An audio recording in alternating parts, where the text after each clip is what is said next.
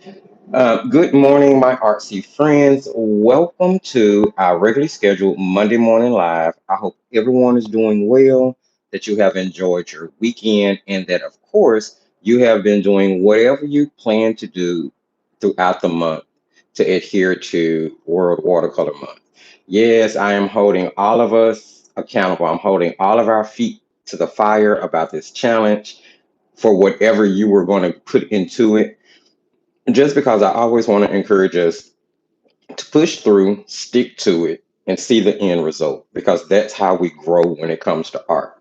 So, if it seems that I've been like pushy about World Watercolor Month uh, throughout the month of July, that was never my intention, but my intention was to constantly encourage you, continuously encourage you. And hopefully, the things that we talk about, whatever skill building we have done throughout the month of July, whatever you've heard from me or any other trusted artist or YouTuber or influencer that you follow, hopefully all of those positive things that have kind of been thrown at you about the different ways to handle World Watercolor Month is something that you're going to be able to take beyond the month of July and actually implement into your everyday painting. We will be having a World Watercolor Month flip through and a Etcher 100% cotton paper sketchbook flip through coming up next Monday for our Monday live. So you guys be sure to mark your calendars. If you haven't, go ahead and head over to that live when we're done and hit the notify me option so that you won't miss that flip through because I will be sharing all of the paper types that I used, all of the prompts that I painted, all of the different paint sets that I used throughout World Watercolor Month because there were turned out to be more than I originally anticipated. Now, let's talk about what we're doing today so we can move this along, my friends.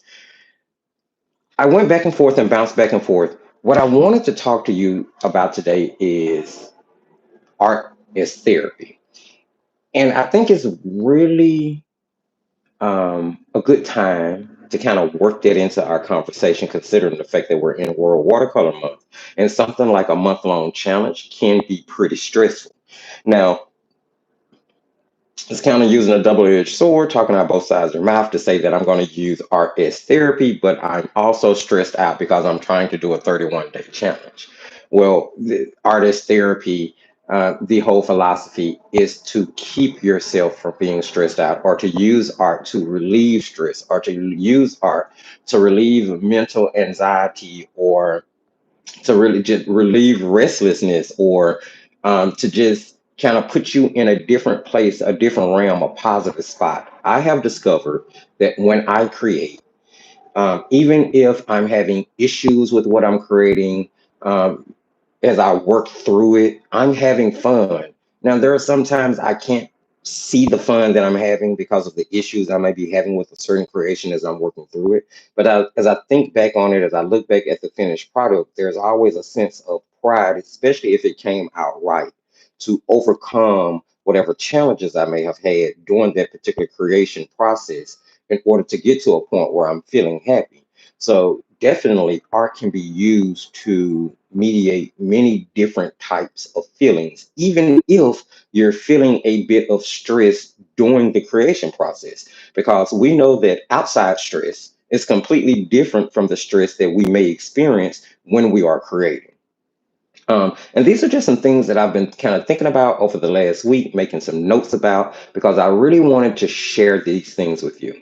Now, I've been mulling over in my head, kind of doing a video once a week, maybe once every 2 weeks, where it's a face to face, camera facing video where we are talking about just different things that relate to art, like artist therapy, I tried a video like this about a year, or like that, should I say, about a year and a half ago. It had pretty decent reception, but uh, I just never kind of followed through with that complete concept. I dropped the ball. It wasn't really on anything else. And that's because I had so much going on. At that particular time, I was already dropping 3 YouTube videos a week. I started the Patreon, um, and I was trying to figure out how I was going to work that in as well. Uh, But once again, that idea is back on the table. I'm mulling over it to see exactly how I can work it out, how I can work it in, where we're just kind of having face-to-face conversations. And I haven't decided whether those will be live or whether they'll be pre-recorded. I'm open to ideas. I'm open to suggestions. I'm open to whether you guys knowing whether you guys even think that a once a week or a once bi-weekly video where we're just kind of sitting down face to face with the camera, and talking about things related to art and the positivity that art brings into our lives, the positivity that art brings into the community, and how it can ultimately, whether we say that it's a corny catch line or not, change the world. Um, so definitely, I'm curious to know what you guys think about that idea, and then also kind of throw in there whether you think it should be something that's a live video or whether you think it should be something that's pre-recorded. Of course, if it's live, we get to chit chat, talk right there, face to face. Um, and if it's pre-recorded, then of course anything you put in the comment section, I can always reply to and answer and all those different type of things. So again, drop your let me know in the chat if you're live. And if you're watching this in replay, let me know in the comment section what your thoughts on that overall idea is. Okay, so artist therapy. I have broke this down to painting things that relieve stress, painting things that give you joy, even if it's something you've painted before, or even if it's something that you're watching a YouTube video or a crafty video or what is it, share skill. There are many different Patreon. There are many different platforms that have Palm Street that have art tutorials and art videos on them now. So all of those are options. But what I want to continue to drive home throughout the course of this live is to not allow yourself to get overwhelmed, and if you do, to allow your art to be that thing that helps relieve that stress. Don't worry about the outcome. Every single thing that you paint does not have to be a masterpiece. Don't worry about the products that you use. So what if you're using a budget-friendly paper or a budget-friendly paint set or a budget-friendly pencil set? What matters is that you're utilizing your brain, you're getting your heart and emotions involved in order to take what you're doing and help put you in a better head space, better heart space, better soul space. Um, so that's what we're doing. So what I decided to do to paint today would be something that I'm familiar with, because painting something that I'm familiar with is not stressful. I decided to paint something that I love. Painting something that I love is not stressful. And if I am stressed, then painting something that I'm familiar with and that I love can possibly help alleviate that stress. I decided to use products that I like, whether they were budget friendly or whether they were professional. Um, I didn't really worry about branding. I just grabbed stuff that I remembered I like using. And in this case, we're kind of going to kind of go off that a little bit because I'm really, really considering doing a blind unboxing and painting with this set today. Uh, but we'll cross that bridge in a minute after we check this, the comment section.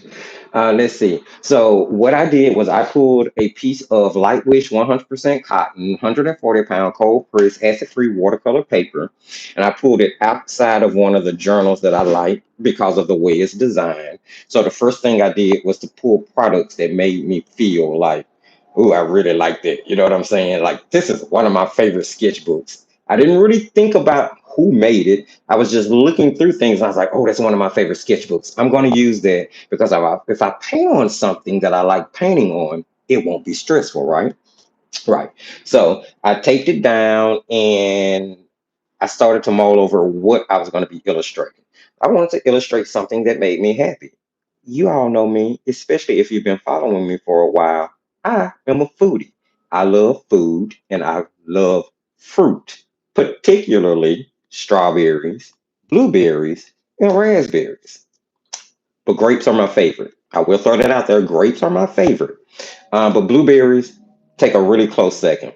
Then I thought, well, it would be kind of fun to work in the watercolor prompt for today, wouldn't it? I could still do something I love and something that makes me happy and working in a watercolor prompt, and it might be fun. But keep in mind, everything that I'm saying to you, I started it off prerequisite with it would be fun. I chose the paper because it would be fun to paint on the paper. I chose what I'm painting because it will be fun to paint what I'm painting. I decided, hey, let's throw World Watercolor Month in there because I've been having fun painting throughout World Watercolor Month. Nothing about what I'm doing today had the thought process of this is something that could possibly stress me out. And that's where I want you to start with every one of your art creations. Let's jump in here. I am painting with Daniel Smith paints. Of course, you guys, if you've been following, know that it is a curated set, but it does have the 6 colors from the introductory set in it. I have a palette here to mix on, and I have my illustration. So we are about to get into it. And I told you I'm going to kind of go with the prompt, although because it's kind of fun. So the weave, I think it's weave. I believe the prompt today is weave. So let's just get started. I'm going to start off with, of course, I have been incorporating either wood or birds or glass into everything. That's just been what it is. So let's start off with painting the table that our basket of blueberries is sitting on, and then we'll do the actual background. We'll paint from back to front today. That'll be an exciting way to do it. I'm going to grab a number. Oh, let's go with a number. One a smaller one. Let's go with a number 6 round. I have my coffee. And what we're going to mix. Let me pull up, because I did, I was a good boy. I got a reference photo too. Now, in the reference photo, um, the table is actually black, and the wood in the background is brown and gray, which is interesting. Let's make it look like it look. All right, I'm gonna start off with grabbing some burnt sienna here. We all know this mixture by now. This is burnt sienna, and we're going with what? Ultramarine blue. But you can make your dark, you can make your neutral from anything. Just an opposite. Okay, so orange, blue, red, green, purple, yellow. You do you, boo. As Nicole say.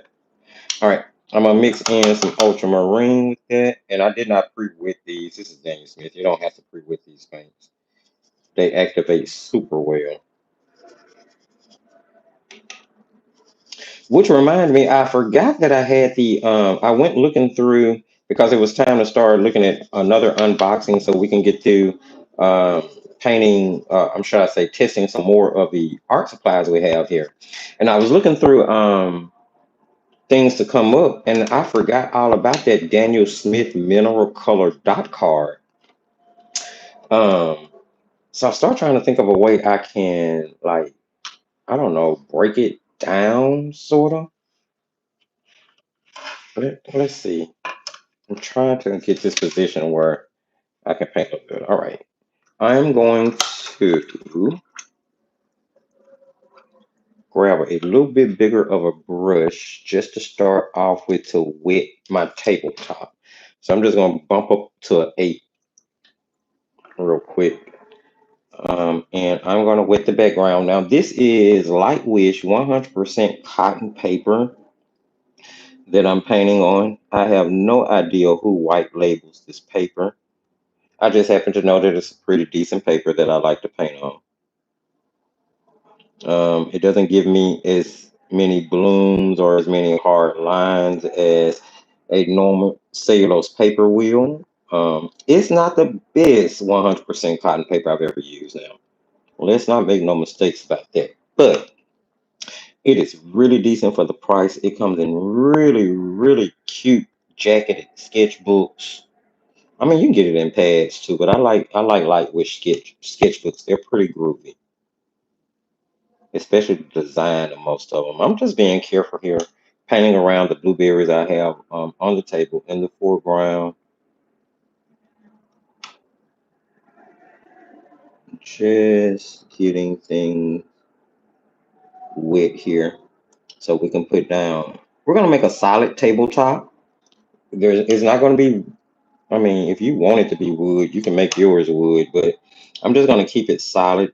We'll let the mind decide what the tabletop is made out of.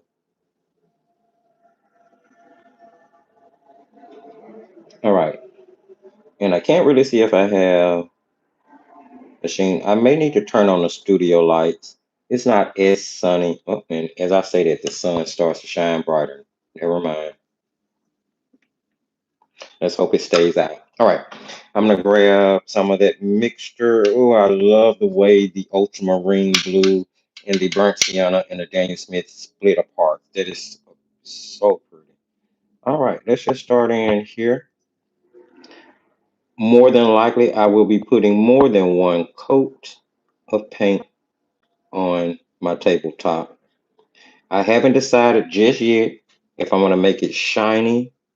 That's something we can decide as we go.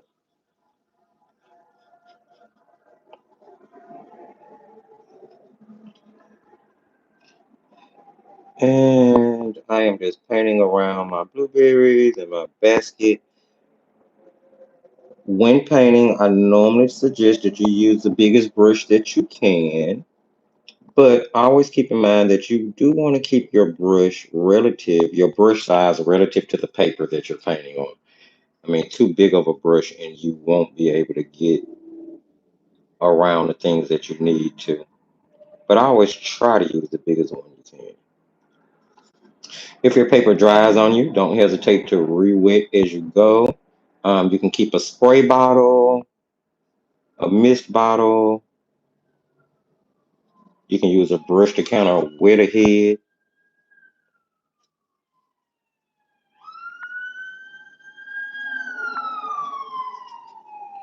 I hope I have enough there to finish because I don't want to have to remix.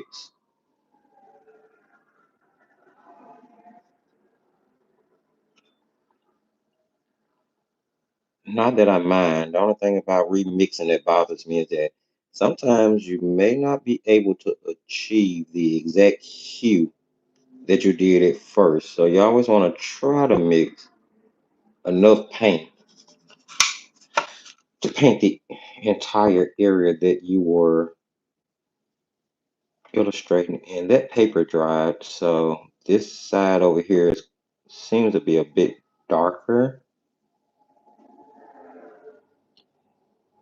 which is one reason I say it's not the best 100% cotton paper that I've used because it dries pretty quick for 100% cotton paper, but not as quick as cellulose. All right, that should dry down pretty flat. I'm gonna leave that at the moment. Let's see how much it shifts when it dries. I already know we're going to have some color separation and it's going to give it a really pretty hue. So let's just wait and see. And I might not put another coat on it. We may leave it just like that. All right. Since that's wet, let's aim for the blueberries in the basket. Let's start working on those. I'm going to switch brushes again, going to a smaller one. This time I'm grabbing a number 3 round, still sticking with a synthetic squirrel brush. You can use golden Teclon if you want to, or nylon brush. It's really about your preference and your level of water control ability at this particular point. So let's mix some colors here. What color do I could use phthalo. Do I want to use phthalo? No, I'm gonna stick with using ultramarine. Let's get some ultramarine out here.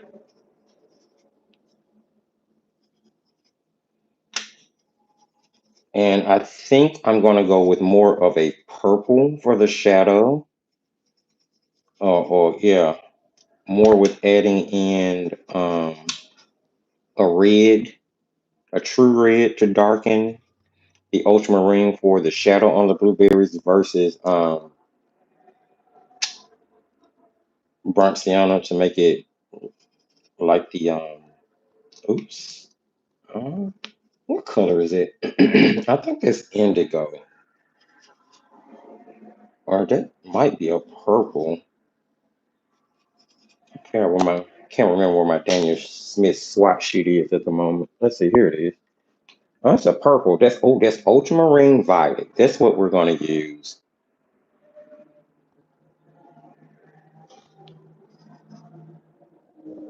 But if that's ultramarine violet, then what's that? Let me get my swatch sheet. Hold on. It's always good to know what you're using. And of course, with professional colors, inside the pan, the colors are so deep it's hard to tell what's what. Ooh, now let me see. Okay, so all right. So we have phthalo. So I was right about that. That's phthalo, ultramarine, indigo, and then rose of ultramarine. So this is rose of ultramarine, huh? Let's mix some of that into. Is it really?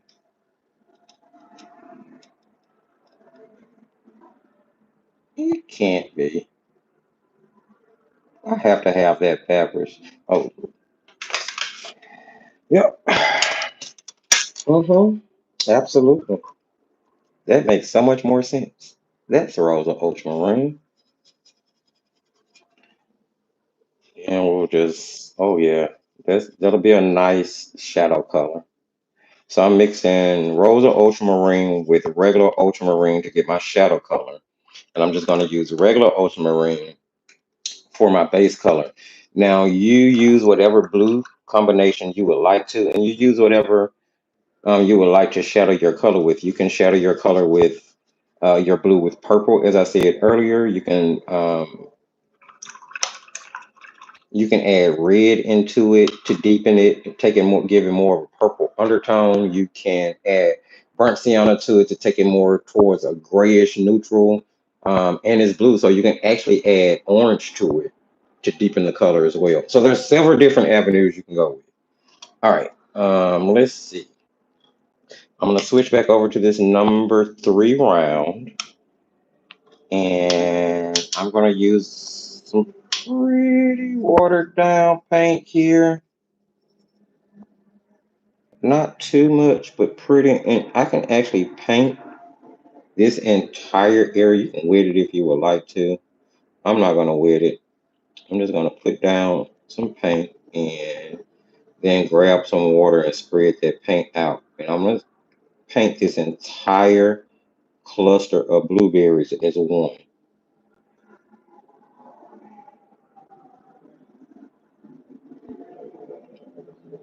And I'm gonna start light and build my color because you can always darken.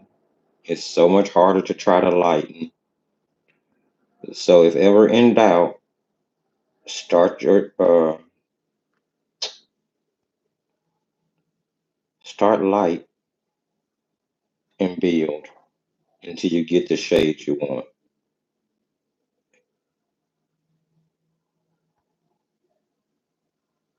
Mm, that's almost right. Let's keeping in mind that it is going to shift a little bit when it dries. You may want to paint a stronger color than you think you need.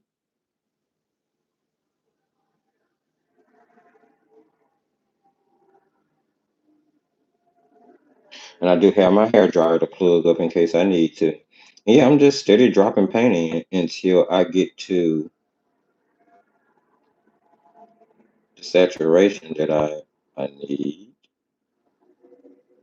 All right, I'm gonna give that a few seconds to dry, and then I'll go in and start dropping in some of that shadow color.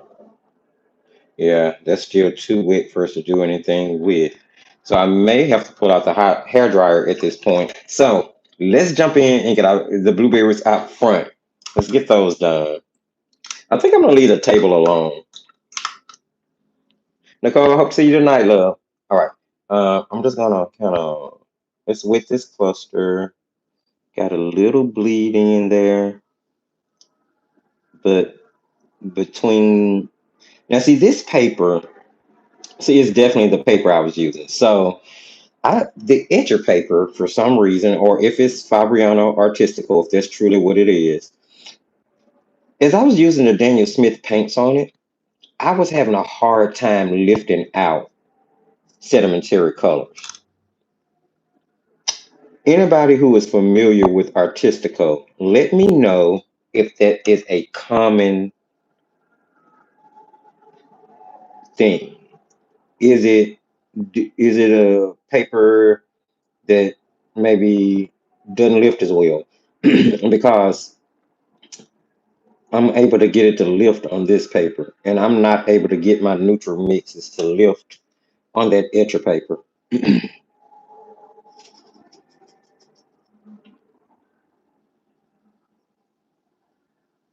Somebody let me know if you know. So when I check the comments section again, I will know. You know your brother like to be informed and educated. So that the next time he's talking about a subject, he knows what he's talking about, or at least have a good baseline of opinion.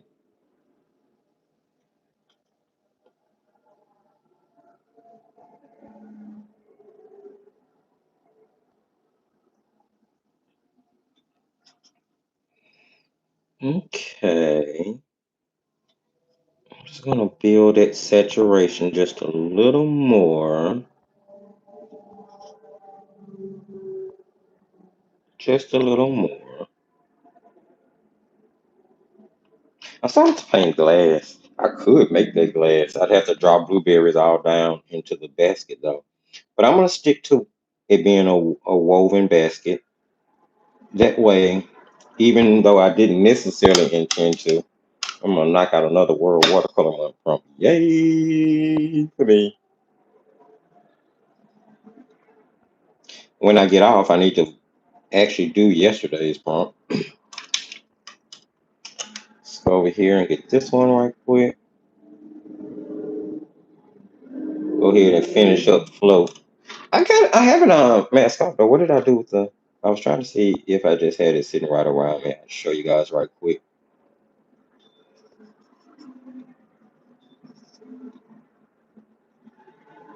Now, of course, you could charge right in and do your blueberries without wetting them first. You can charge right in with really watery paint and paint them that way. You don't have to go through this layering process wet into wet that I'm doing. Sometimes there's an easier route. Now the thing is, my blueberries gonna have texture to them because that ultramarine is definitely gonna have granulation.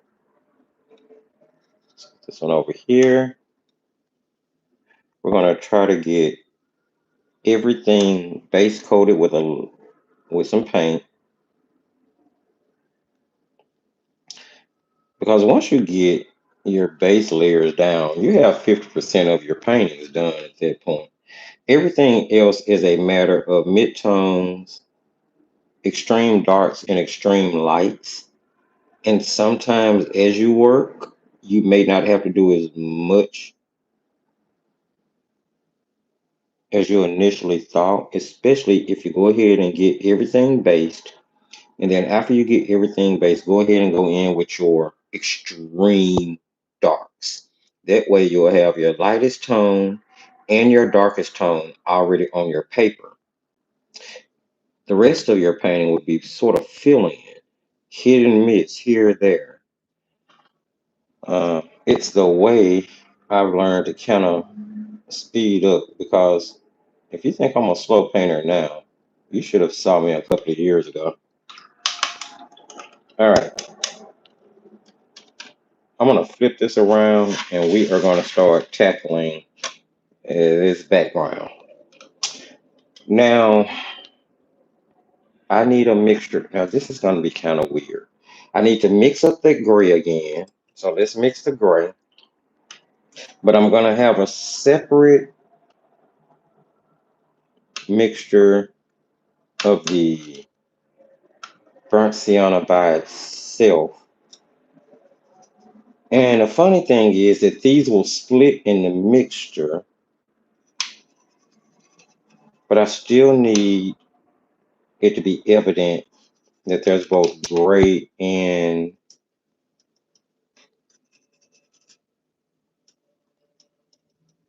now why I mix this over here instead of over there, I don't know. Okay, just go with it.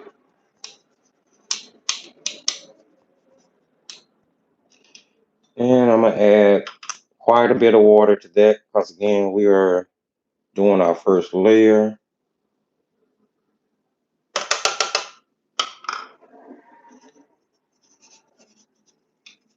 All right, and then I want just burnt sienna. Let's do burnt sienna, and we're gonna mix it with yellow ochre. And I'm doing it because that's gonna be the color mixture used for the basket too. So to put a little of that in the background will just help unify everything.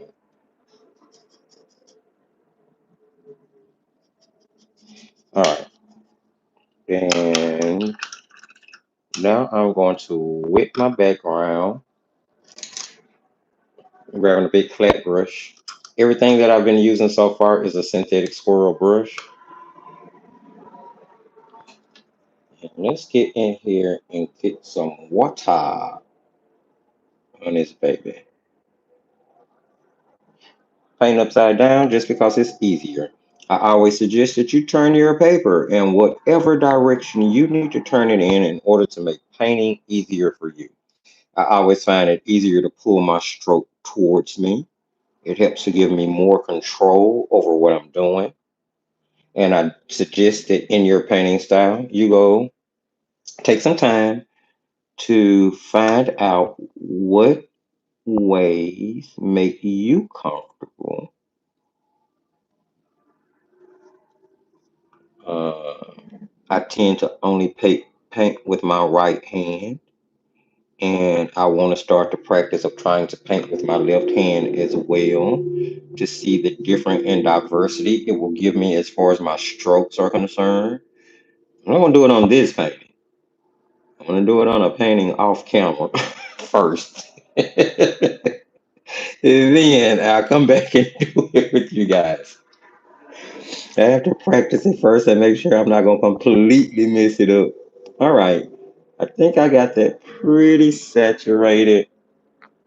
As I said earlier, this paper does dry kind of quick. So sometimes I will double wet it twice, wet it once, wait about 60 to 120 seconds, and then go back and wet it again.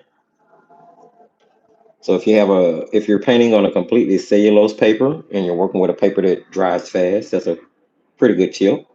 Or like I said earlier, keep a spray bottle around.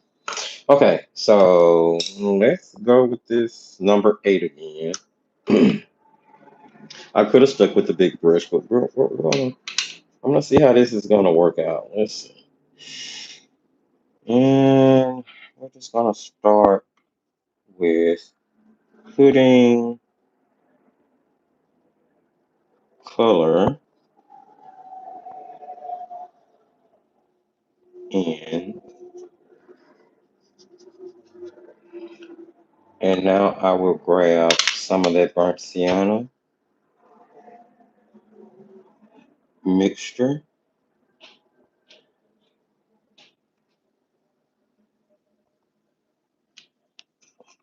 And I'll alternate back and forth between the two. And I'm gonna start with some directional painting, starting at my berries and pulling down the paper. Because we're painting wood, I do want to start thinking about the direction, even with this first layer.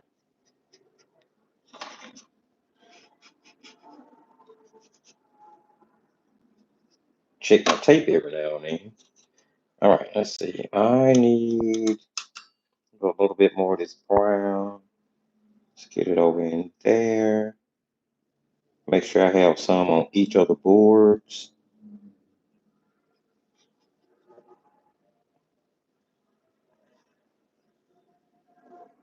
You can drop in some turquoise if you want to do patina. Um, there are so many different things you could do here. You can drop in a little red for redwood if that's what you're painting.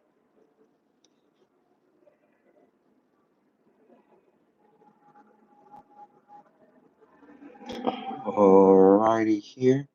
Now, typically, because I'm right-handed, I do typically paint from right to left, but I didn't this time.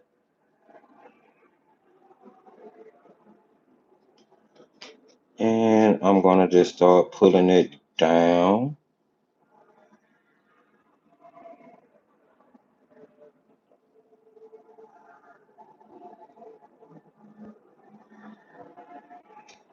All right. And once you have it based in, just kind of gauge it. If you want more color, just go in there and swipe, literally, swipe the color in, pulling it directional. Make sure to get your corners, the top of your paper down to your horizon line.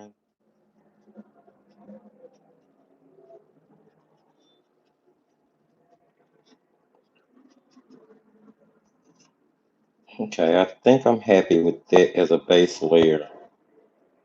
Let me turn it around and take a look. Yeah, I'm happy with that. Gotta get it time to dry. And in the meantime, we need to be, well, I need to get it time to dry before I try to do the basket. Then we'll have to get the basket time to dry.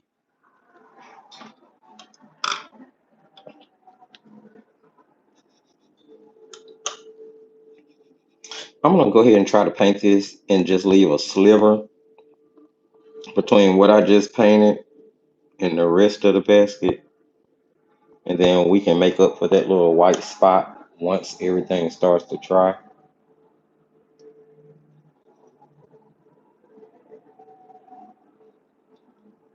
Because I do want to move on here. Once I finish basing in the basket, I'll check the comment section again. Now, look, I'm always going to give you guys tips. We don't always paint the same, and just because I make a suggestion doesn't mean that you have to follow it, right? Um, the best suggestion I could ever make for you is to not just watch me, especially if you're new, but to watch other artists and pick up tips and tricks and techniques from each artist that you like that best suits your painting style. Now, why did I say all that? I said all of that because the way I have painted this, as you will see, will almost give you a cut and paste effect because I painted each section separately, dried it, and then painted another section. Now, if I had have wet the entire paper, right, and then did one unifying wash over the entire paper first, just kind of putting the colors in the area that they should generally go, I wouldn't have that cut and paste effect. So that's, paint personal painting preference. Now, once everything is said and done, I won't have a cut and paste effect. But in the process of the painting, you will see that here and there. And I just kind of wanted to point out why and how it can be avoided. Or you could make sure that when you paint, everything kind of runs into everything else if you decide to dry between layers. You know what I mean? Hopefully that makes sense. All right, I'm gonna base in this basket really quick.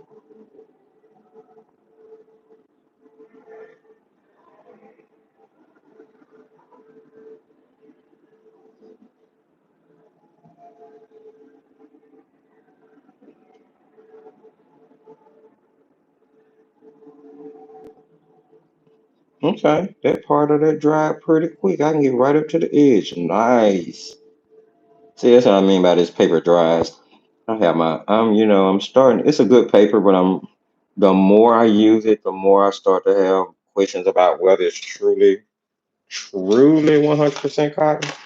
The only thing that makes me think it is because it allows me to do lot of rough techniques to it that I can't quite pull off on cellulose paper without it starting to peel. That's the only saving grace this paper has to me, believing that it's 100% cotton, or that it's completely 100% cotton.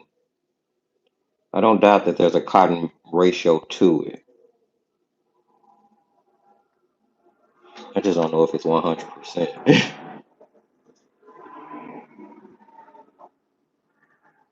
All right.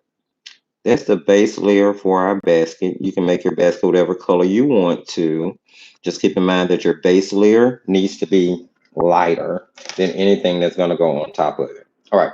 So we're at the point where everything needs to dry now before we can go any further. So I'm going to grab the heating tool and dry. Let's see. I'm going to go for, I've been using this brush. It's kind of fun. I don't know what made me pick it up. It's a Van Gogh #6 Raw Talent. It's a selective filament um, brush. And I don't know if this is like just one of their everyday manufactured brushes, but if so, it looks so much better than like your standard manufactured, say like Lang Nickel brushes that you get in the packs. So yeah, I'm gonna use this. Let's see. Let's start with now. You could, here's a tip. You could re-wet. You can actually re-wet. Here, let's start over here. Just tap on some water. I'm gonna show you two ways you can do this. Tap on some water, right?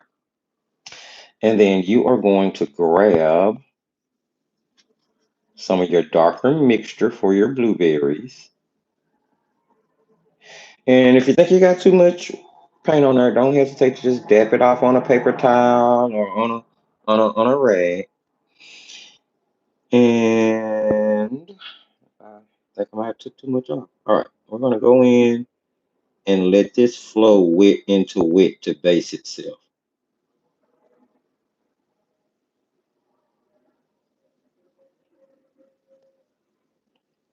Okay. And just like the previous layer, you can start light and build your dark the way you want to. And because it's wet into wet, it'll have a more natural drying effect to it, right? And if you paint all the way to the line, you will automatically see that you get rid of that cut and paste effect that we were just looking at a few moments ago. All right, I'm gonna let that one be. I like that one. Not touching it.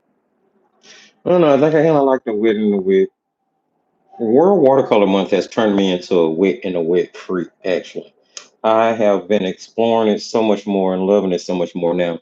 This one, since we have a clump, we're not gonna do this wet and wet. I'm gonna show you how to do this one dry. So I'm on dry paper here, and I'm painting at the curve of where those two front blueberries are blocking the back. And I'm going to start at the bottom and pull up in the direction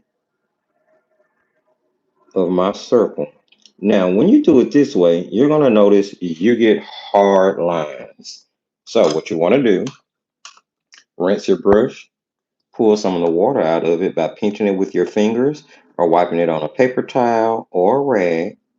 And then use the tip of your brush to go in and blend that hard line up into that blueberry, like so. So there's two different ways you can do your shadows. You pick. I'm gonna stick to the dry way for when they're clumped together, and maybe I'll do that one over there. Wait and wait again. Let's see. How was that? Where's my reference? Let me put my reference right quick. It's always good to look back and forth between your reference, check things out. So this one is in front of this one.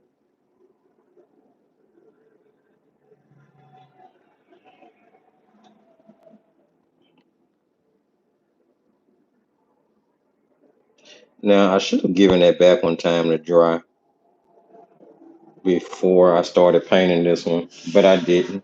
I'm gonna turn my paper once again so it's comfortable for me to pull my stroke towards me.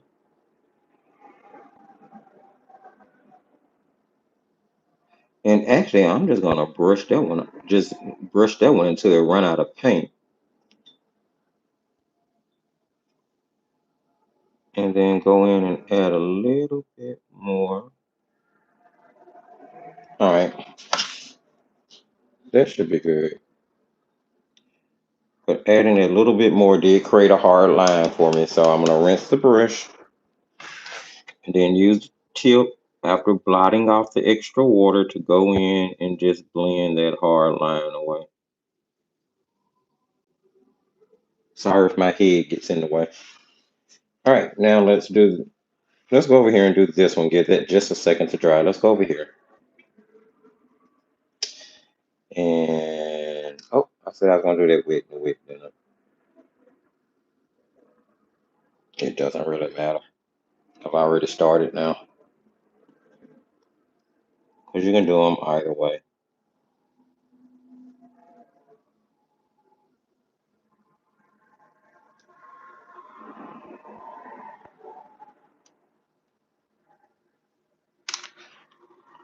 And I'm gonna add a little bit more color to this just to get a little bit more saturation and darkness.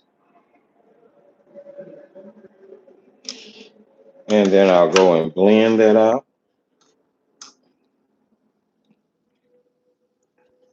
Rinse brush, blot extra water. Use tip to blend the end of what you just painted so that you don't have harsh lines.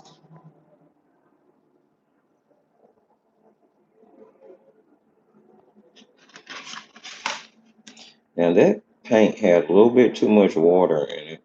I mean, the brush had a little bit too much water in it. So I'm gonna go and re-wet that entire dark area so it dries at about the same rate.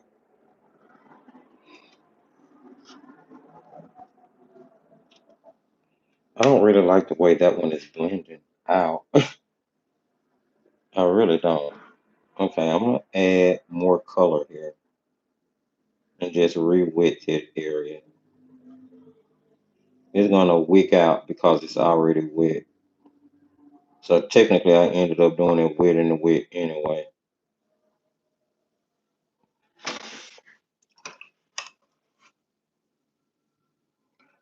Now dry the water out of the brush. And I can blend it better. The first time I just had too much water in a brush and it rushed back up and yeah, that entire blueberry is almost dark. It happens sometimes. Just go with it. Don't fight it. We're having fun. Artist therapy. This is not stressful. All right.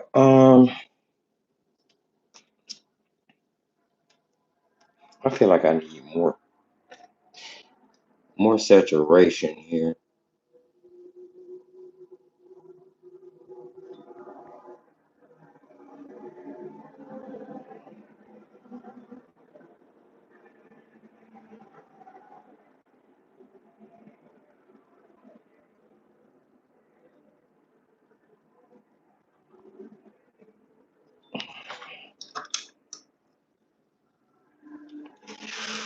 And clean brush and blendy, blendy, blendy, blendy, blendy.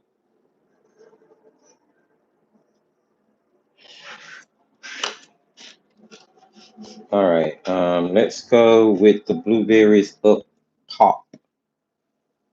Let me see if I can remember how they're done. I'm gonna just continue to doing.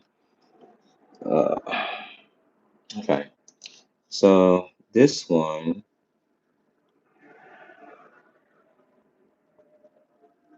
back here, and And now you see why I decided to switch and get a smaller brush. It's just gonna, and a golden Teflon brush too, because the areas that we're painting is just super small. Some of them.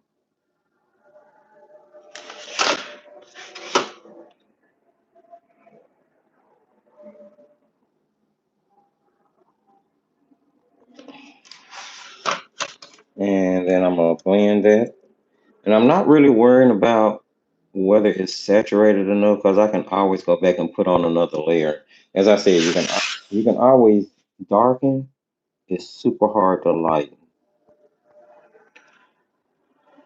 And there is the second reason I don't believe that this paper is 100% cotton because this is just too much of a shift.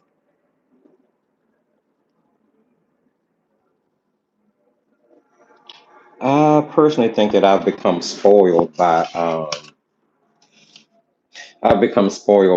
Etcher sketchbook because every paper I've tried to paint on other than in that Etcher sketchbook this entire month has felt like it was, well,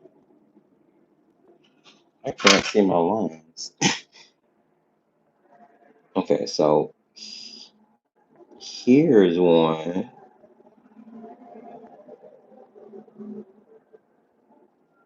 and that one's different from that one. Okay, I need to wait on that one to that dry. So let's just do this,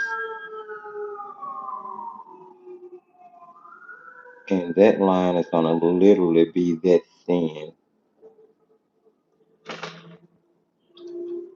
Rinse my brush, tap off extra water, and I'm gonna blend that up. And it's gonna shade almost that entire blueberry. I'm okay with that because it's sitting behind.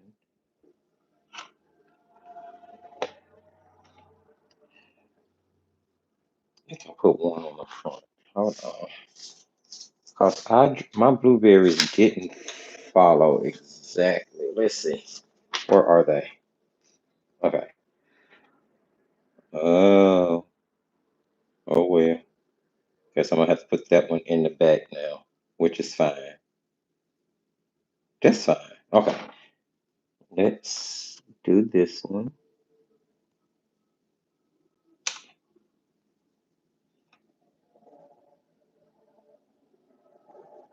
So sometimes you just correct as you go.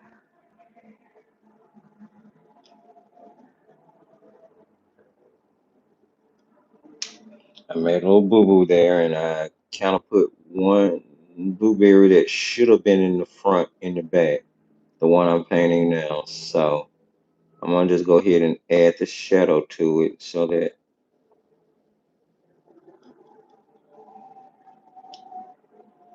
I know um, that that's in the back now. Shouldn't have been, but that's where it is.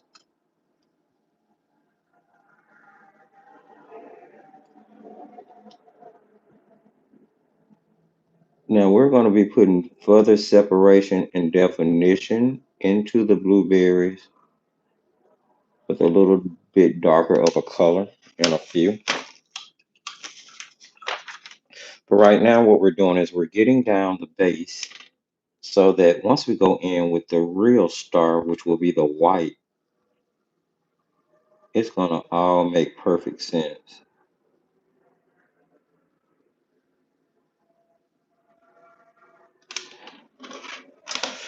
All right.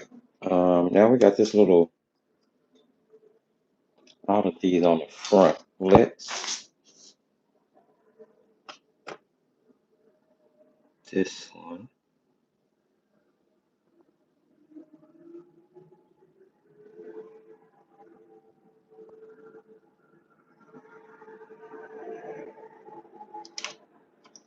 And I need to grab a little more color for that. That just seemed to be all water.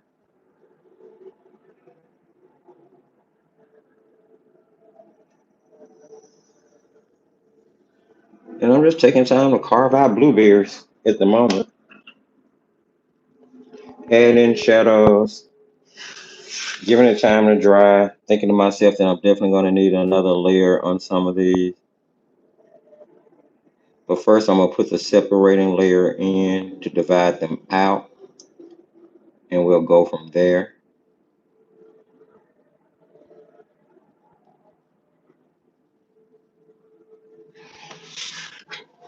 Okay, we have, see how much darker that one is and compared to those. That's why I was saying we're definitely gonna might have to go in with a different, with a little bit more shadow. Let's get this one done.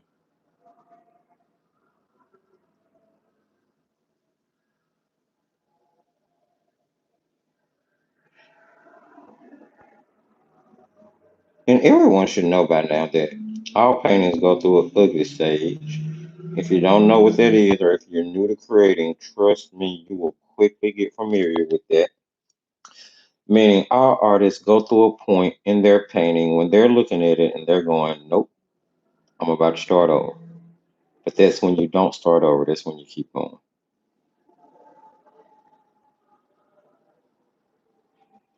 Because I can't tell you how many times I've looked at one of my paintings and thought to myself, yep, this is going to be a disaster. And somehow or another, I have no idea how, by the time I get done with it, it's not a disaster.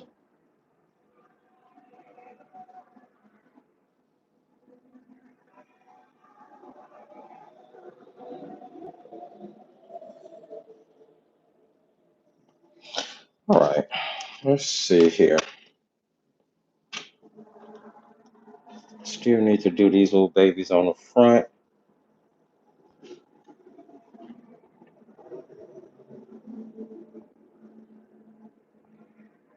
That actually should have came down like that.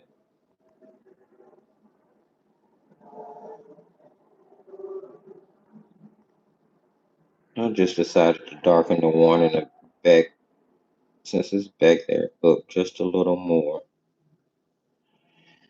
And then this one, it's just a little round. It's on the front of it, not much. This is going to have more light hitting it than any of the rest of them will. And I can clean up any areas where I may have left white. Didn't paint the paper by accident.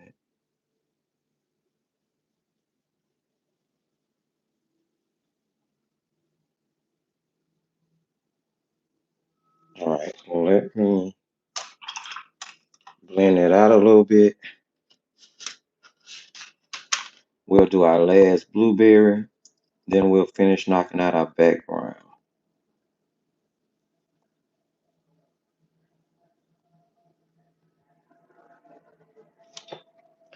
I know it may all seem like one big blob right now, but once the separating color go in, it's gonna be like, okay. Now I see what all the work we were doing was for.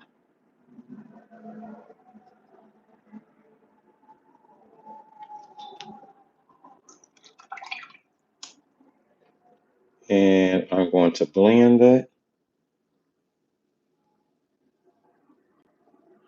Actually, I feel like I need to put a little bit more color on that one as well.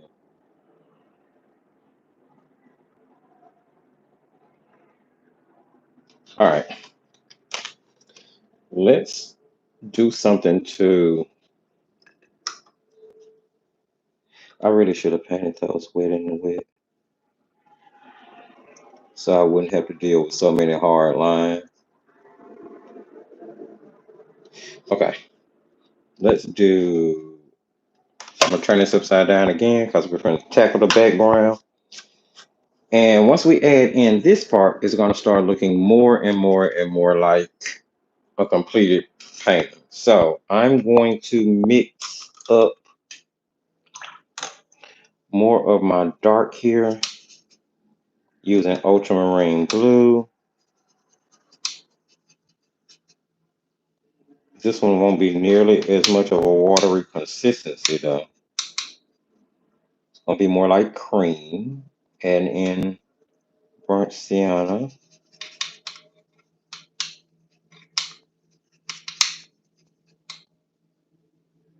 Add in a little more because it's a bit blue.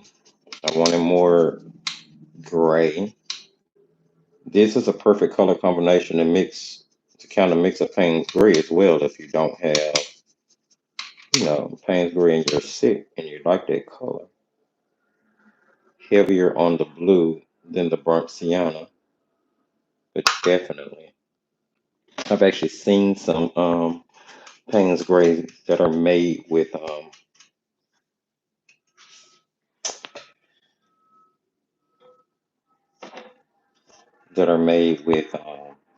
ultramarine. So what I'm doing is I'm using a texture brush and I'm putting in a light texture. Now, let me tell you a secret that I should have told you a few minutes ago, and I'm sorry that I didn't.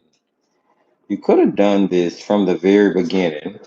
So if you're watching this on replay, or if you're watching it all the way through live and then you're going to go back and do it, you could have put in the texture from the very beginning by using a credit card, gift card, or this end of a aquarelle plastic brush in order to scrape your lines or your texture into the wet paint. I do that technique a lot, so I kind of wanted to go a little different route today. And how much texture you choose to put where is on you. Keep in mind, it's wood, it's nature, nothing is perfect, nothing is really uniform. Most things aren't anyway.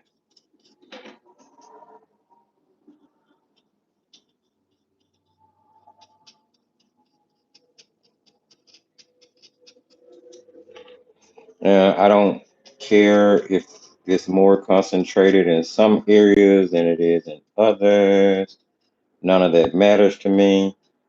Only thing that matters to me is that I do not cover up all of that beautiful background texture and color that you can see. That's the only thing that matters to me.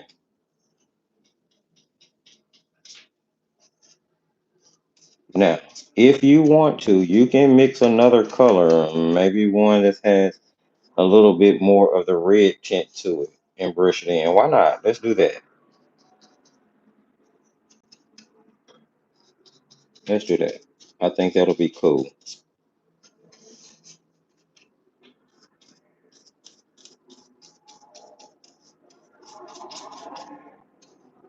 I'm gonna put a little water in there just to kind of scoop up the last little bits. There we go. All right, let me rinse this, and then let's go right into this like color we were using in our wicker and in our background. I'm gonna add a little water to that, and then I'm gonna brush some of that into the background to into the wood. Why not?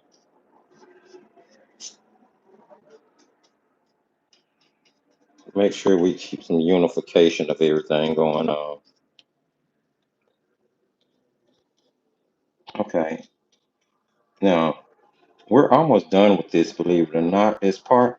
We just need to let this dry, and then we'll put in our divider or our color to divide the planks, and that'll be that. They'll have instant wood.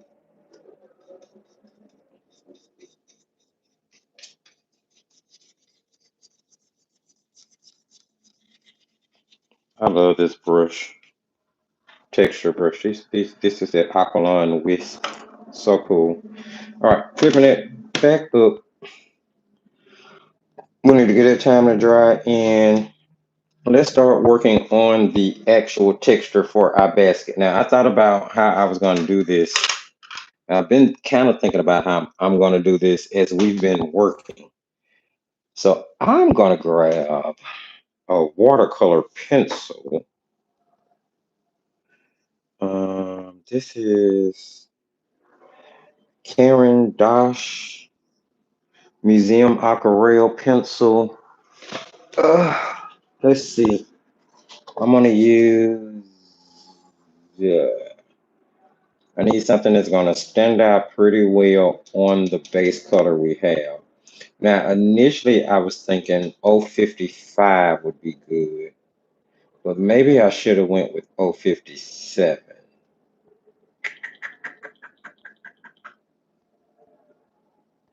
Let's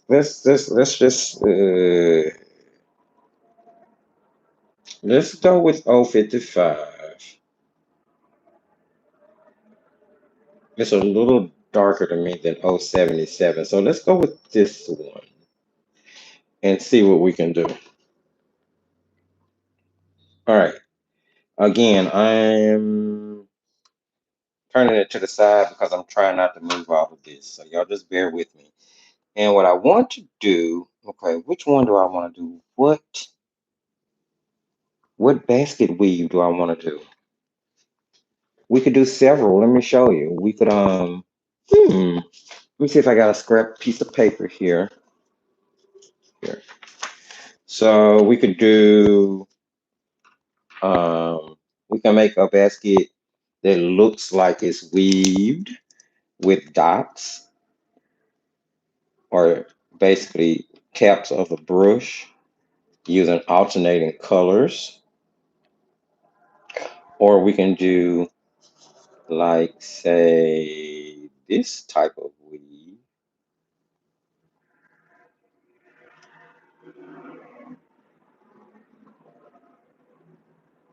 Like that could be a weave. We could do like regular plaid.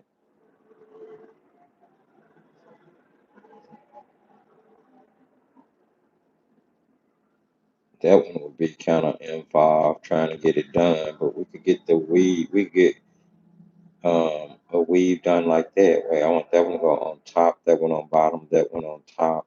Yeah, so it would take a little thinking, but we can definitely get the weave done like that. Hmm.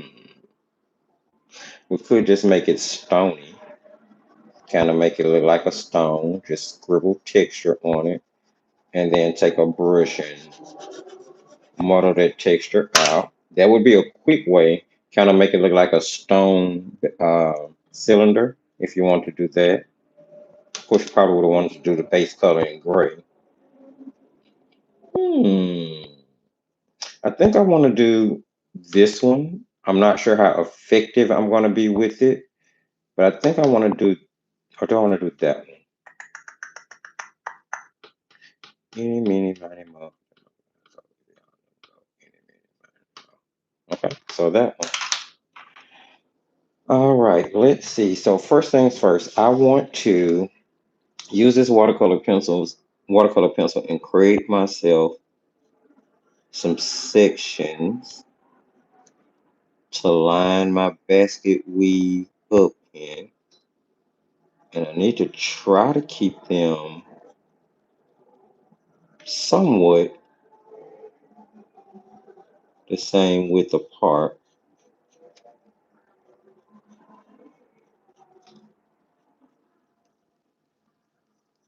somewhat. uh, and I just sort of having them going like my lines are circling. They're not straight. They're following the curve of the basket.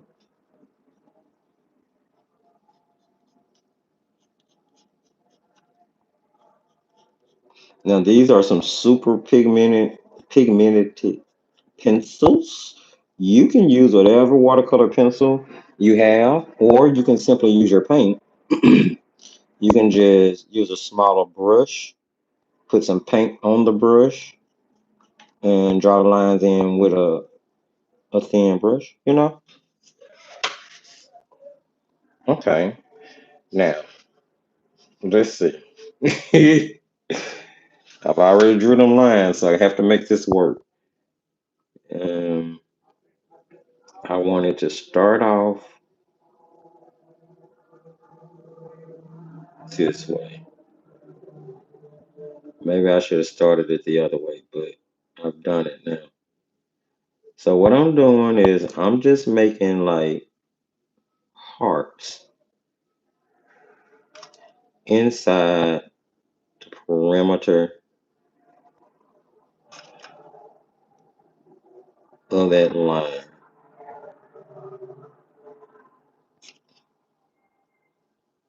Now, if I'd have made the line wide enough, the hope would have been, yep, that you could kind of see that texture separating. I think that's going to work. I think that's going to work. I think you're going to definitely be able to get the point. So now I want to start the next one. I want to put a thin, almost invisible line down the middle of this next section.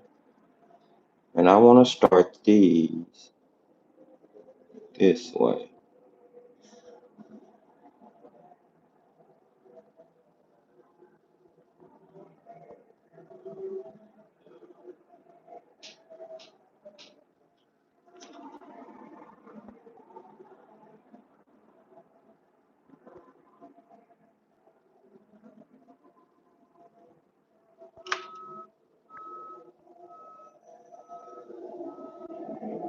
Does that look like a basket weave? I think it looks like a weave.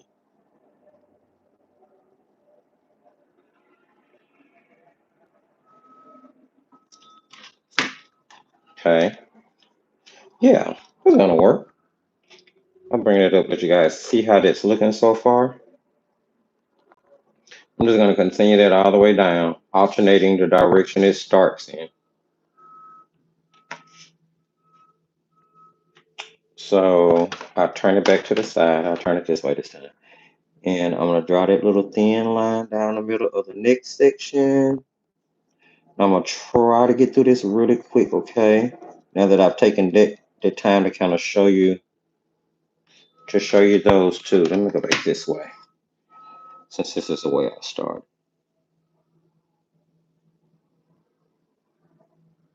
And you want to try to take the loops out to the end of that perimeter you made, the loop of the heart.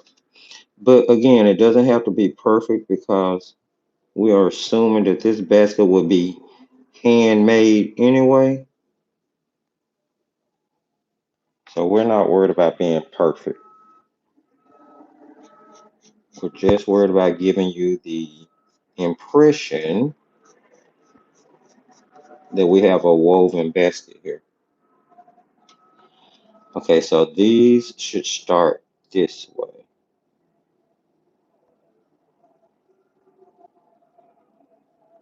You know, you're in a loop. Try to keep them the same size. I started to get a little bigger as I got towards the bottom. But this is no stress art therapy painting. So the last thing we really worried about is whether it's perfect or not, because we don't care about perfect. We care about fun. And personally, I think that looks pretty good. But then I might be biased about my own work. It's possible, right? All right.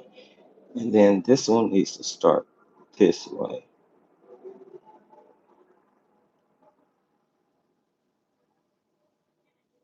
Have one more row to go. And then I'm going to show you how we are going to add the dark into this. Pretty simple, actually. Because all we're going to be doing is activating watercolor pigment or watercolor pencil pigment. And then for this last one down here, maybe they should just be running in one direction because you wouldn't see it as it wraps. So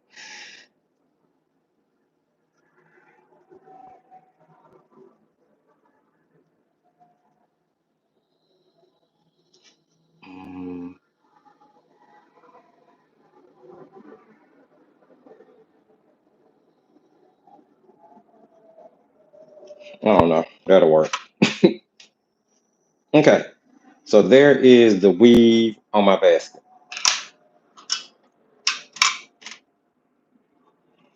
Not too shabby. Let me see if I can still see my dividing line for my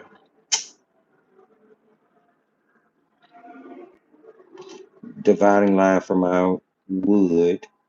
I can't, so we'll just put it in there somewhere. All right, I'm gonna wet the tip of that number 6 that I was using.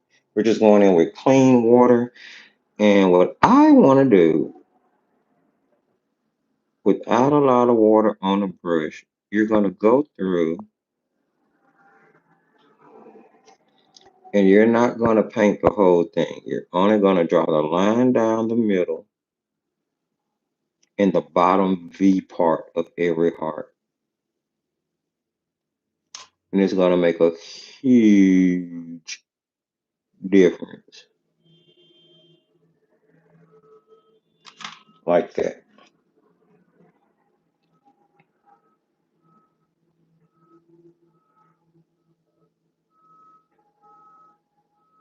Okay. And I'm just kind of going around any heart. You want to leave the loop of the heart unpainted, if that makes any sense. Hopefully, I'm making sense to you because that's where the lighter color is going to show through. So it's a little meticulous. You have to be, careful with it. And then after that dry, we'll go through and put in a couple of darker streaks. So just take your time. You're going to go down the middle of your weave, and then you're just going to, with the V part of each one,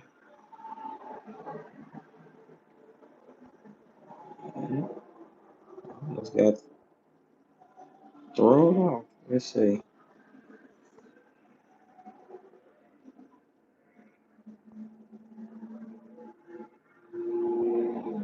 Just keep in mind you want to leave a loop. Just don't paint anything that's a loop.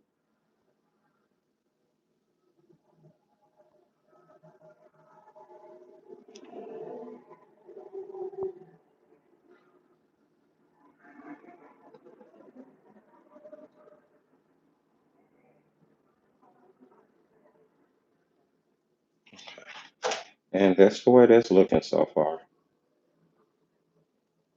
So take a good look at it. I'm just being careful not to get rid of or not to make sure not to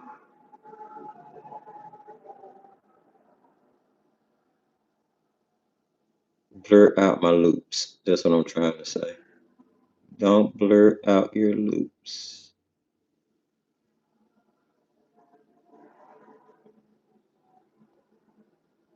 And the color from the pencil is enough. The only other thing I'm gonna put in, like I said, is some dark, some neutral, just to add a little black shadow. But that's it.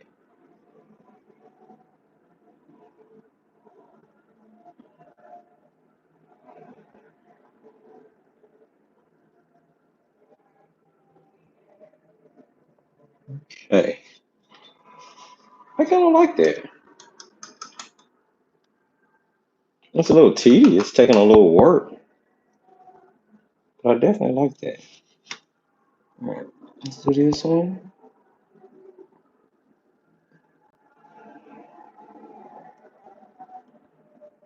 I'll go ahead and do this one. I'll work two at once. Just trying to go ahead and get this done.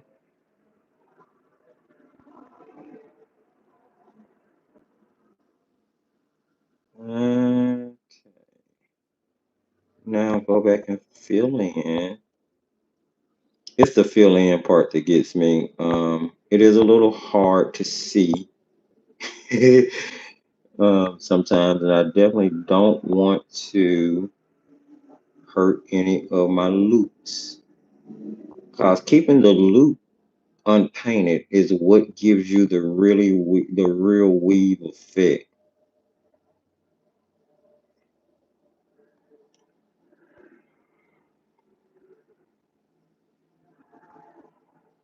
So I'm just kind of going down in between each one of those loops, activating that pigment, and it's going to also help um, with the fact that we won't have just dry pencil pigment on the paper that could possibly be reactivated by something else, you know.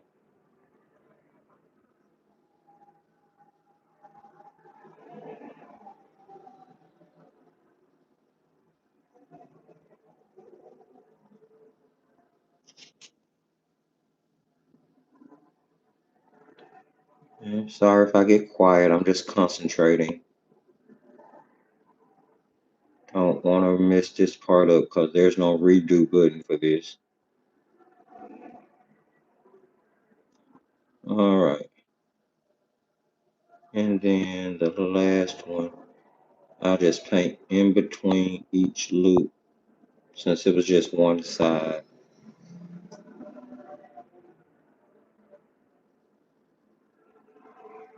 All right, there we go. Let's just make sure we got some shape here. All right, and there is my weave on my basket. I'm going to paint in the dividing lines for the background, and then we'll check the comment section because we are almost done. Woohoo! Right, told you it was gonna move fast once we got the base layer on.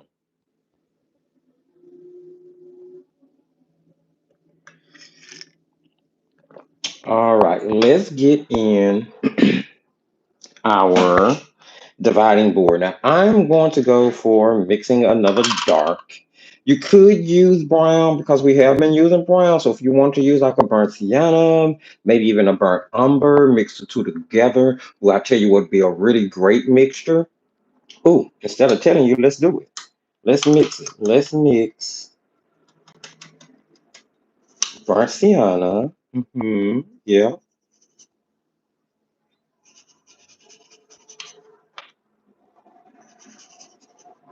Is that enough? Yes, enough what I'm trying to do. I told you I've learned to overmix. Let's go with burnt umber. So yes, we're putting both burnt sienna and burnt umber in this mixture. Nice. Let's add a little ultramarine blue. Little ultramarine blue. And now we're going to introduce a new color. And let me tell you why I'm not hesitant about introducing a new color at this point. I actually introduced two new colors into this mixture. For the first time, I used a burnt umber, and for the first time, I'm going to be using a Payne's Gray. Why, you ask? Is that okay? Because I mixed it into the burnt sienna and the ultramarine blue, which is what I've already been using. That way, I'm sure to keep color harmony, although I'm adding two new colors, I'm not adding those colors by themselves or solo. I hope that makes sense. All right, so now I want to throw in some pains on the gray, which will be here. I'm going to throw in some pains on the gray. And I'm just going to go back and forth using those colors to get me an inky mixture that I want. Add a little ultramarine, more ultramarine to that. A little bit more burnt umber, that new color we introduced. Because this is going to help it get inky, inky, inky.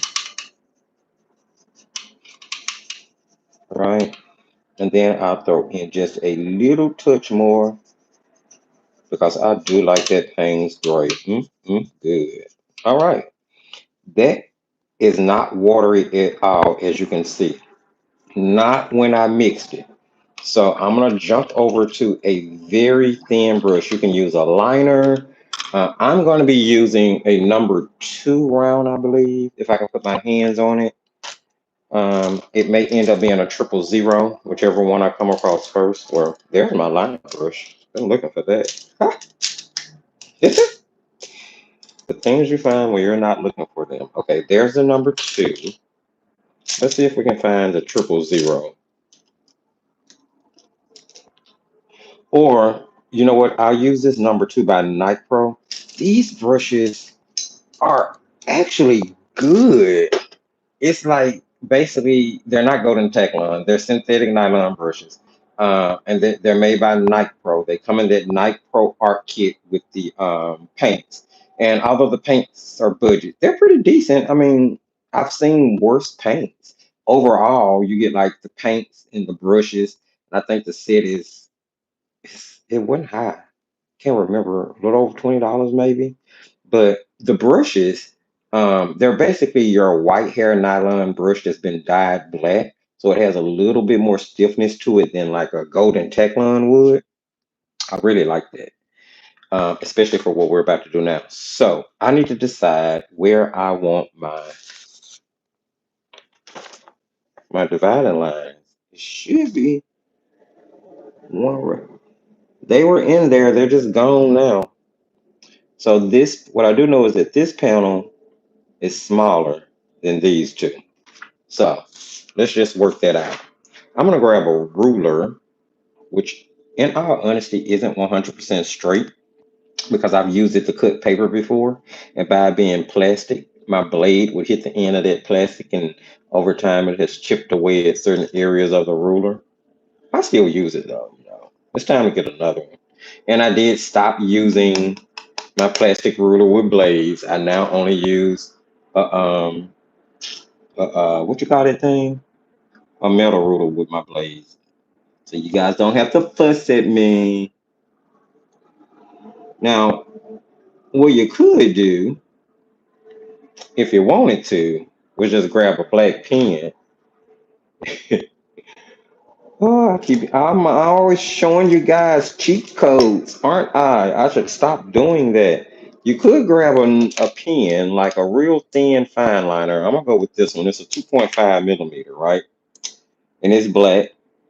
And I'm gonna draw a line from a horizon to the top of my paper.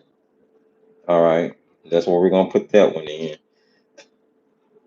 Do I want to just make them all the same size?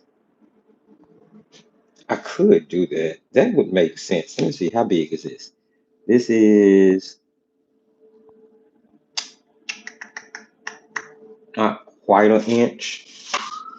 All right, I'm gonna turn this around this way. Let me see if I can keep these boards. So yeah, I'm switching again. I'm changing how it looks again. See, this is a great thing about artistic license. That did not draw in. Oh my goodness. The great thing about artistic license is that you can change things on a whim. For instance, I suggest that to you guys all the time about reference photos. Like, you don't have to use the reference photo exactly as you see it. Technically, this was a reference photo, technically, but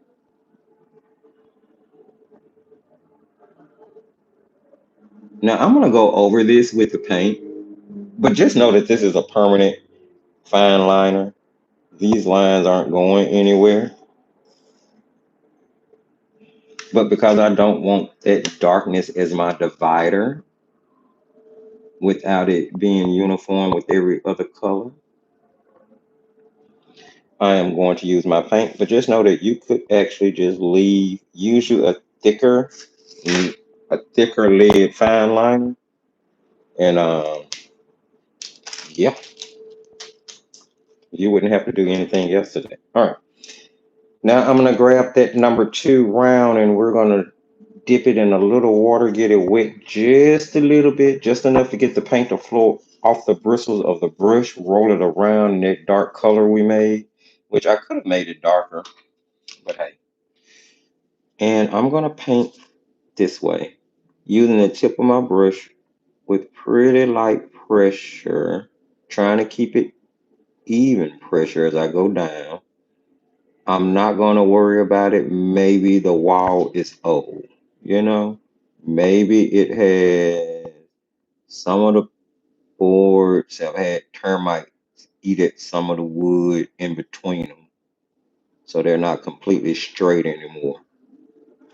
Again, it's nature. Make it look how you want to.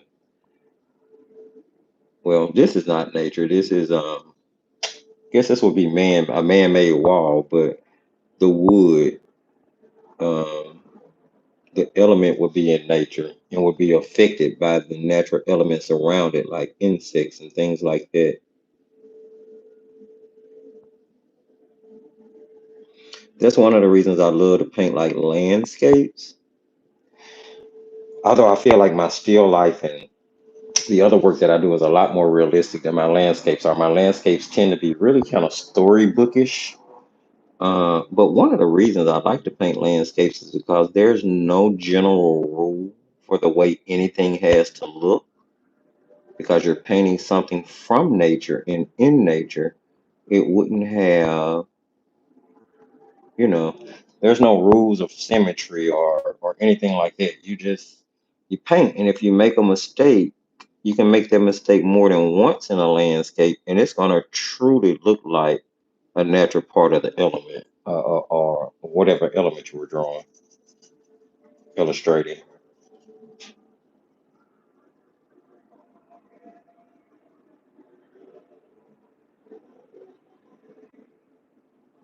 Right. It's gonna come out nice and good. The way that's looking.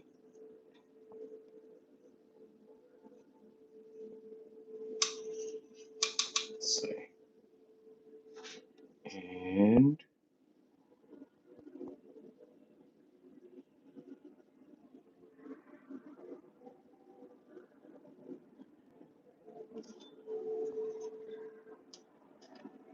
let's get this. I love the way that wood came out, dude. That color is amazing. I'm gonna use that again. That's nice. I love the way they came out.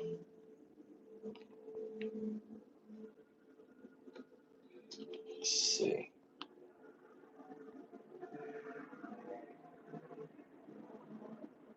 I'm gonna finish up this wood. We finished up the texture on the basket. And then I'm gonna check the comment section before we start adding in the shadows. And that's gonna wrap this joker up. Well, I mean, other than highlights, we can't go anywhere without we putting highlights. But still,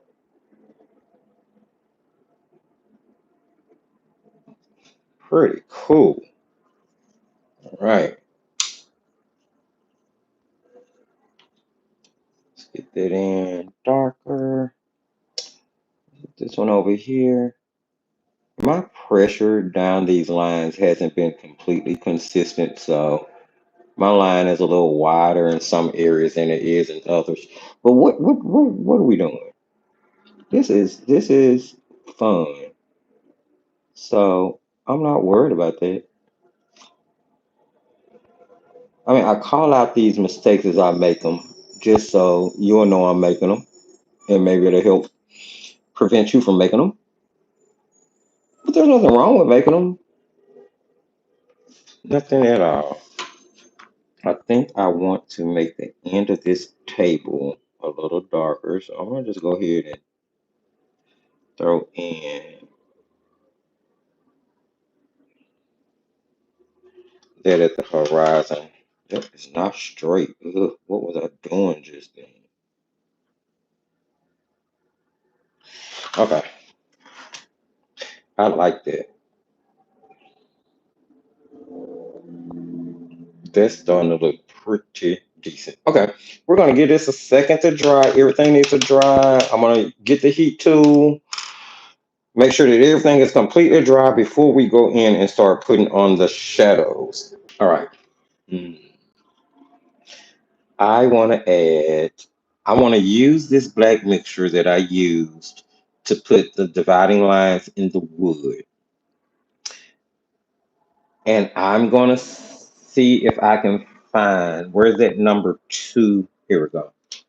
I'm gonna go with Christy Rice's Happy Painting number two round synthetic, simply because even with the number two round I was using earlier, this one Christy seemed to come to, I don't know why, it seems to come to a little bit better point. Um, and I want to try to keep these lines super, super thin. So I'm gonna wet this brush. We're gonna roll it around inside this dark color we made. Make sure we get enough paint constituted to do what we need to do. Get some of it rolled up into the bristles. And I want to use super, super, super thin lines here. And we are going to try to add a little more definition in between our blueberries here.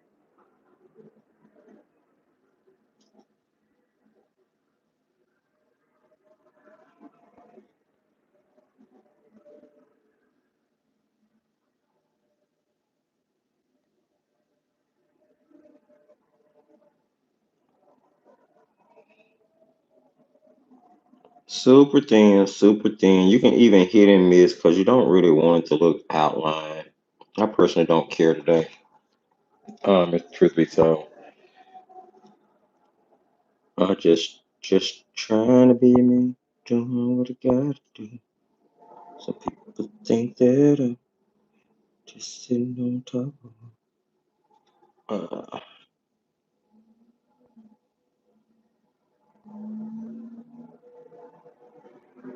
all right, and then a little thin hit and miss here and there. Nothing too dramatic.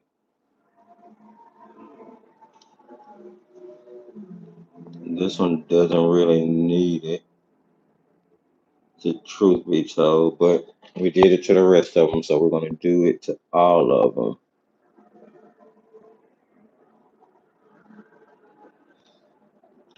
Okay, I think that's pretty decent looking. Now we need to add in some. Now, which one of these can we see the top of? Let's see. Let's This turned up towards the light. Let's put the top of this one right here in front of our face. Why not?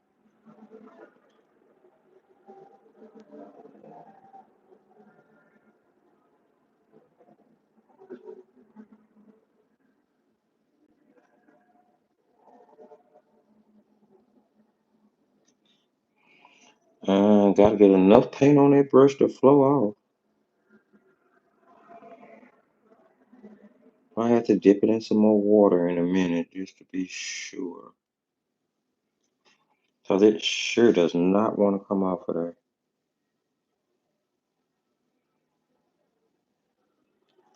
There. I'm going to add some more water to that. And then this one will just be, and I should have had that, whatever. Let's put this one here. My shadow doesn't really agree on that blueberry. I just, it's really just sticking out to me now that I'm doing this part. Maybe you don't see one there. Maybe this one. Maybe that is the bottom. I'm just gonna put little dots on the rest of them. Some pretty big blueberries.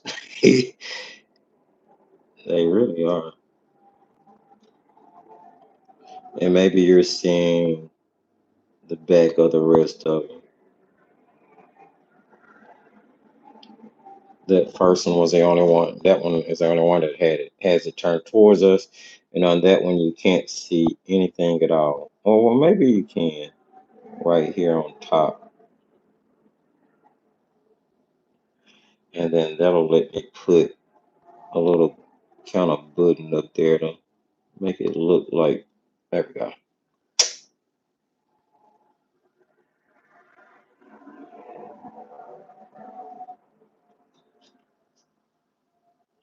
All right, now we just need to put some shadow on and then frost. So let's go back to the number 2 round. Using this really dark shadow color we made, I'm watering it down quite a bit. Just on one end. Leave that end kind of dry in case I need a darker concentration of color. And let's start with putting down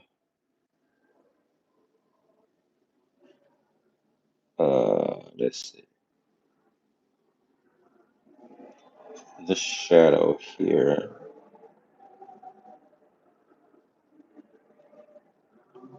All of this would be shadow. And I just kind of use wet, watered down paint to map out where the shadow is going to be first. Kind of get it, curved the way I want it, and all those good things.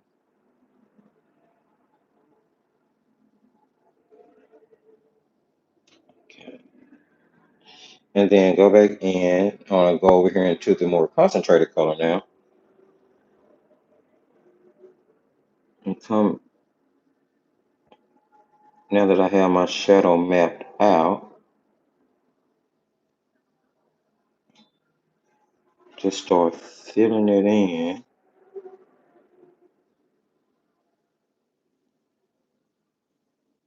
with darker paint.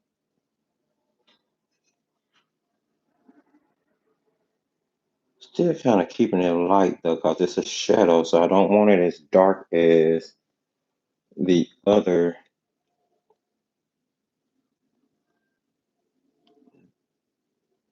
darks on my paper. Well, not unless it's, these are just cast shadows. We don't really have any hard shadow on this painting.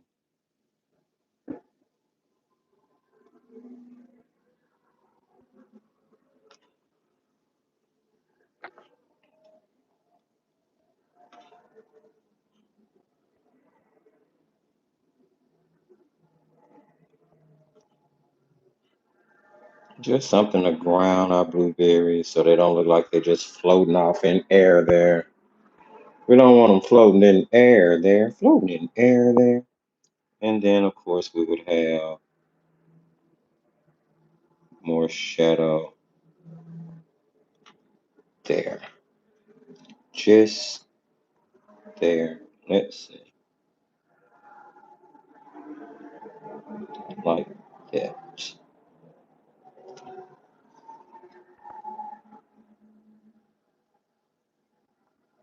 That might be a little darker shadow in that area because the light is kind of being blocked out by the basket and by the blueberry.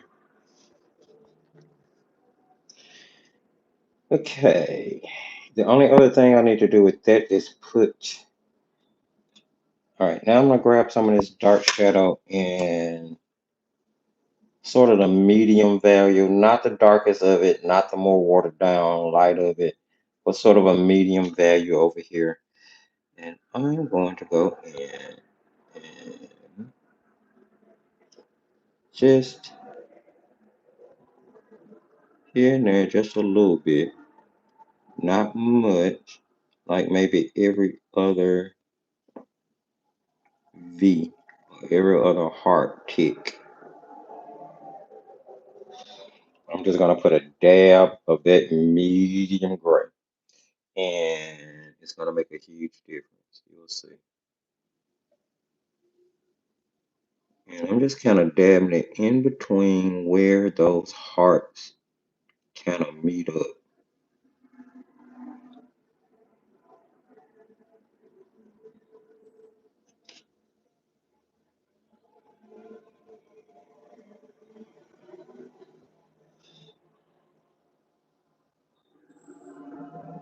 And let's see, almost done here. When you see it there, you can see it here. It starts and then across the bottom, of course, all across the bottom.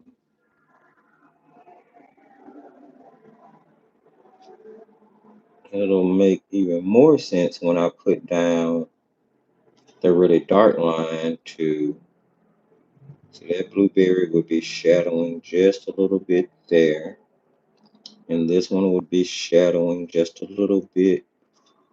Again, I'm back over to using dry brushing or the really thin mixture,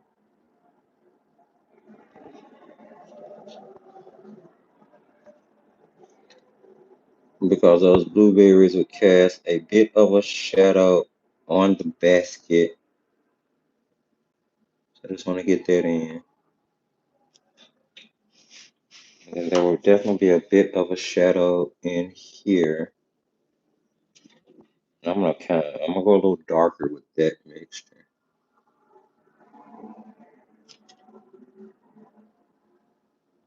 These are just little small, minute details. You don't have to do any of this if you don't want to.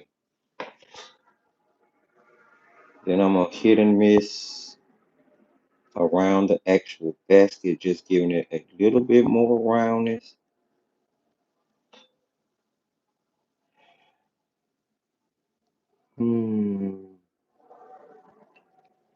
Trying to see, do I want shadow on the wall?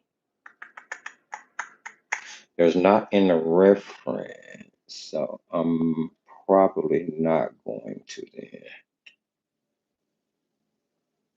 Just keep it simple. If you need to darken up, you know, shadows on your blueberries, now's the time to get it done. I'm just kind of mixing that gray and the dark blue we made for the shadows together. Kind of dry brushing it on a little bit just to add more shading to our blueberry.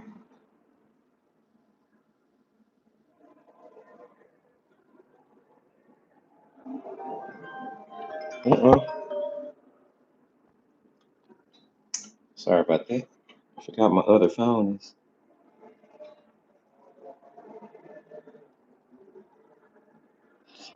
A little bit more shadow to bring things out. That's all. Nothing too drastic.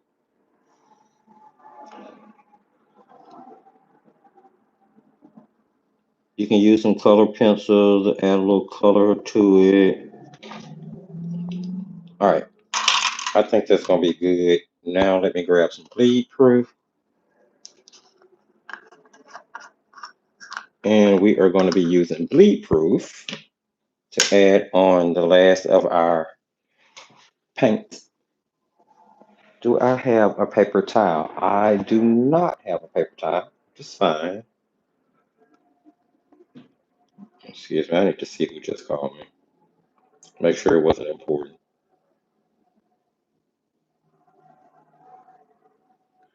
They did not leave a message, so no, it must not have been important. All right. Um, let's go. I guess we'll still use the same number two.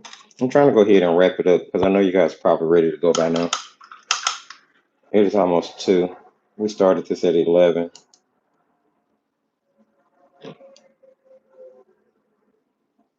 All right, I'm going to kind of get a creamy consistency, bleed proof white. You can use whatever opaque white gouache you have. You can use a white gel pen. You can use a white acrylic paint pen, whatever floats your boat. So I'm gonna start over here on this one, and I'm just gonna put down some white on top, and then I'm gonna take my finger and tap it in, just to get it, just to give it the little frosty texture that blueberries have, like so. I just use my finger to paint. It's basically what I'm doing. I do the same thing over here. I'm just gonna put that that white there on top.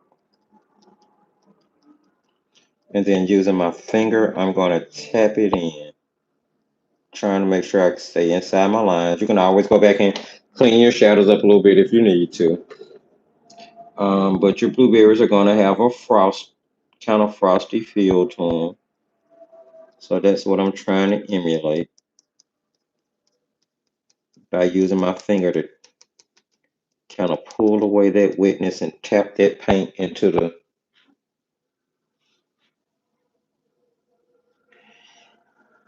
and you can kind of do it wherever you see fit. You don't have to if you don't want to. It's not necessary. It just adds a little bit more kind of life to the illustration. You don't have to tap it. You can just scumble it on if you want to.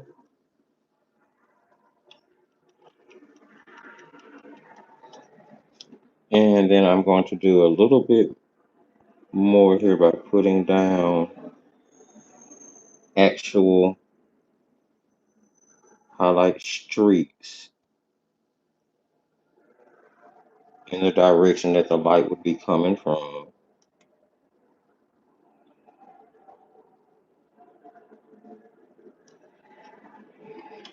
You don't have to do this. No one has to ever do anything they see me do. Everything I do is just because I like it.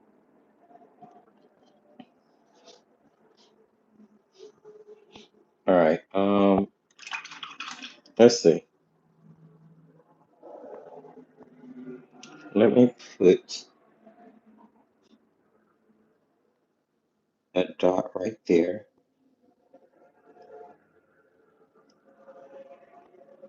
on each one of those.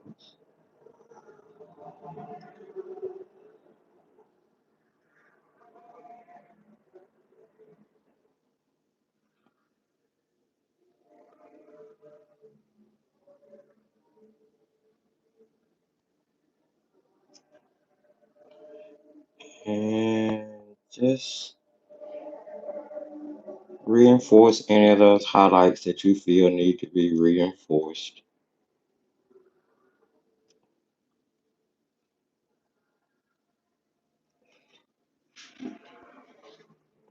All right.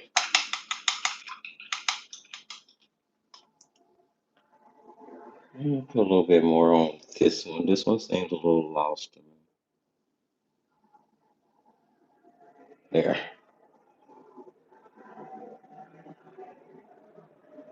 Okay. I think I'm happy with this. Straightforward, simple.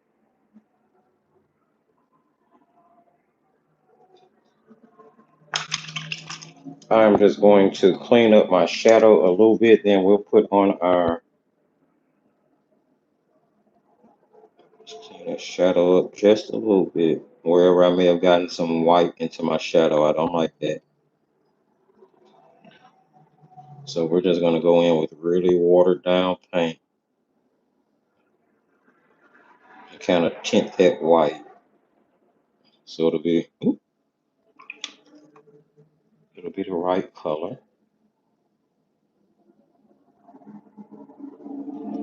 And then once this dries, we'll put on the, what am I missing? I feel like I'm missing something. We'll put the we'll sign it. I feel like I'm missing something. I don't know. Feels a little weird. I feel like something is missing from the painting. Um, I don't know just yet what it is. So here we go with the black outline that I really just went all off the paper with.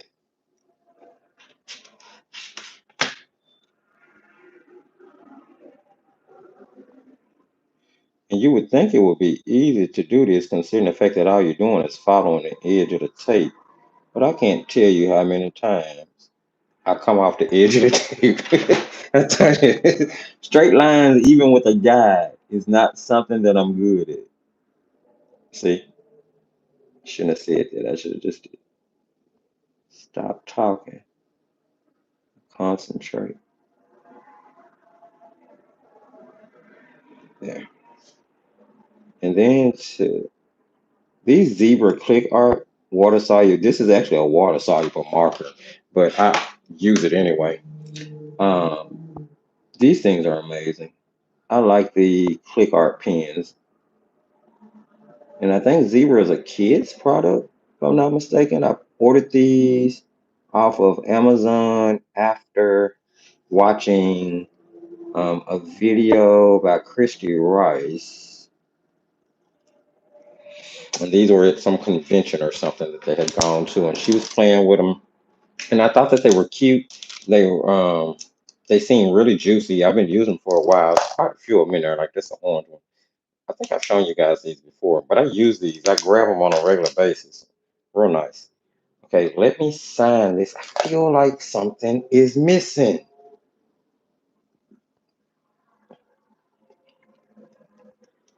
I don't know what it is.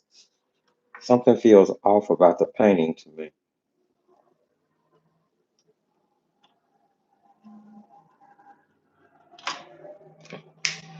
All right, let's give a little cleaned up here so we can see what we're working with. I'll move this all out of the way.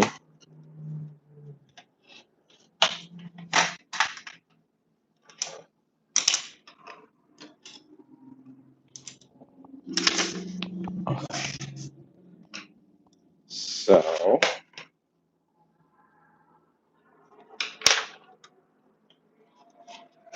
let's remove some tape here and take a look at our finished product that I still feel like I don't know. When I think of what it is, I'm gonna go back and add it. But something feels a little off about it. Not quite sure what it is yet.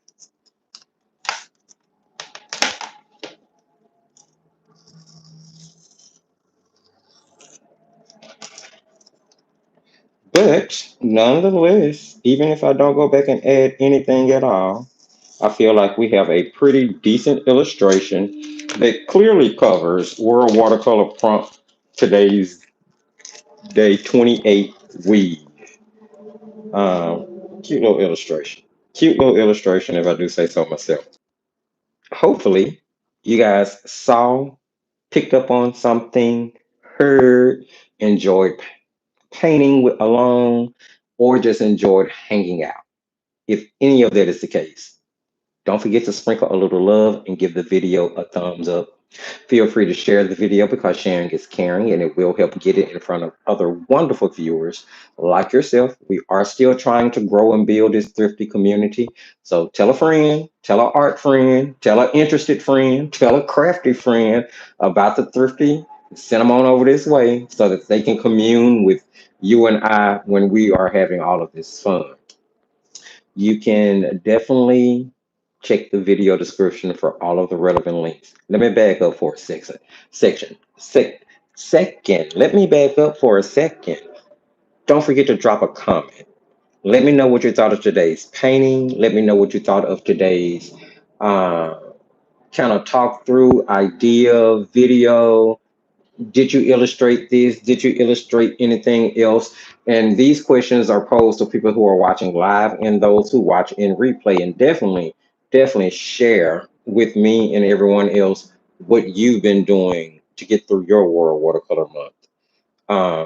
If you're new or returning and you haven't subscribed, do consider hitting that subscription button, the notification bell, so you'll know when we go live, when we upload. And as I was saying, the video description has all of the relevant links.